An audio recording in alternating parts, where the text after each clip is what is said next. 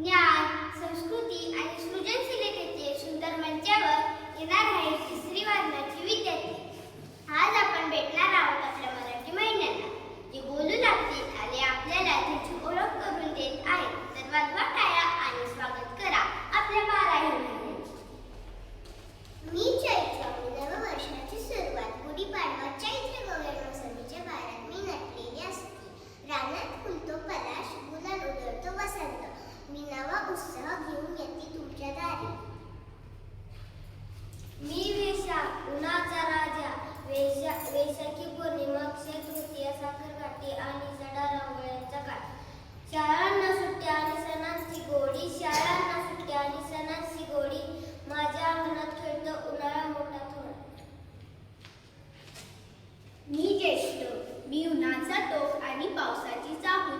माझ्या शेवटी वळवांचा पाऊस, नदी नाले आणि ढगांचा संवाद चालू होतो माझ्या.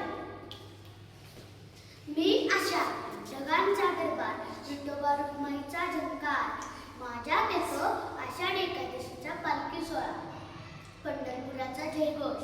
शेतकऱ्याची शेती सुरू होते आणि माती पावसाने सुगंधते.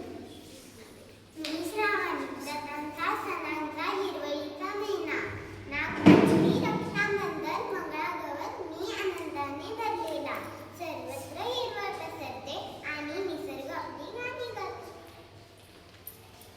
ही भाद्रपद, बाप्पाचा महिना.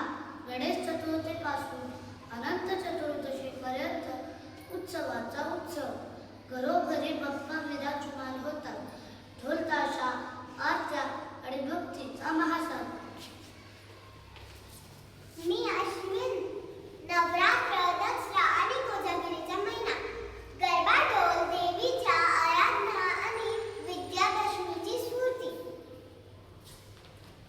मी कार्तिक, दीपावलीचा उजाळा घेऊन येतो.